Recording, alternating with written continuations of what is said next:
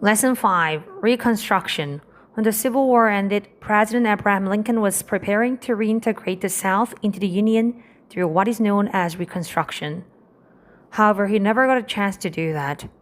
Only 5 days after the war ended, John Wilkes Booth assassinated President Lincoln. Andrew Johnson became the new president. When the war ended, America was a house divided. Americans disagreed on how to reunite the country. Lincoln had wanted the Southern Confederate States to be integrated back into the Union. However, Reconstruction did not go smoothly. Many Northerners believed the Southern Confederates should be punished.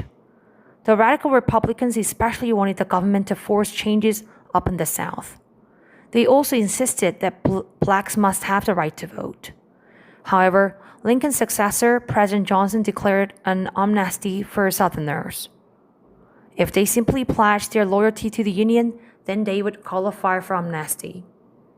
He insisted that slavery must be abolished, but each state was allowed to decide what rights blacks would have. Most white Southerners were happy with Johnson's plan, but they rejected giving blacks the right to vote. In the South, many states even passed laws known as black codes. These laws restricted the basic rights of blacks to own property and to engage in certain businesses. They also made it difficult for blacks to vote. Black codes upset radical Republicans in the North. In 1867, Congress passed the Radicals Reconstruction Act, which forced the states to allow all male citizens, including blacks, to vote. It also forced the former Confederate states to remain under the control of the Federal Army until they satisfied all of Congress's requirements. During Reconstruction, the country adopted 3 new amendments to the Constitution. The 13th Amendment made slavery illegal. The 14th Amendment says that everyone born in the United States is automatically a citizen of the United States and has the right to get equal protection under the law. The 15th Amendment makes it illegal for the state and federal government to discriminate against people because of their race or color.